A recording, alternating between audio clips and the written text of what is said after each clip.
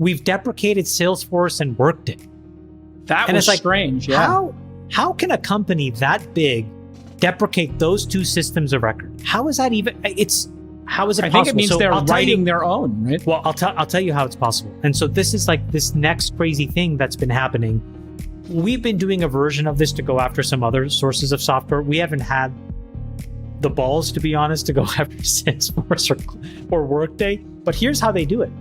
They write these agents, and these agents can spawn other agents, right? So it's very classic kind of machine that builds a machine. And you start to observe the inputs and outputs of a system, right? I'm hyper simplifying, but it'll make the point. And over time, what the agents start to do is by observing the inputs and the outputs, they start to guess on what the intervening code is, and the code paths must be in the middle to generate the outputs based on these inputs.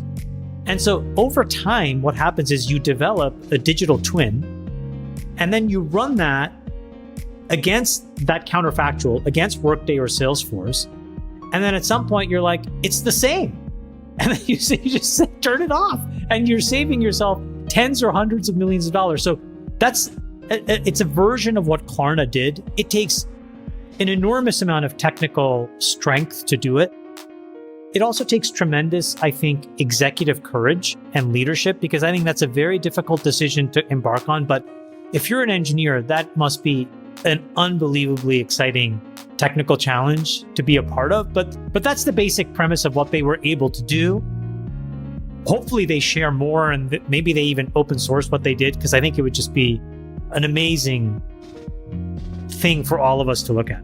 Yeah, I mean, to restate it, watch people use a piece of software, and then based on what they do, you could write the code, which you could take a video of a video game today, like Angry Birds, and somebody did this. You give the Angry Birds iPad, game from 15 years ago to AI, it's going to back into the code just by watching it. So why not just watch people use Salesforce or Workday?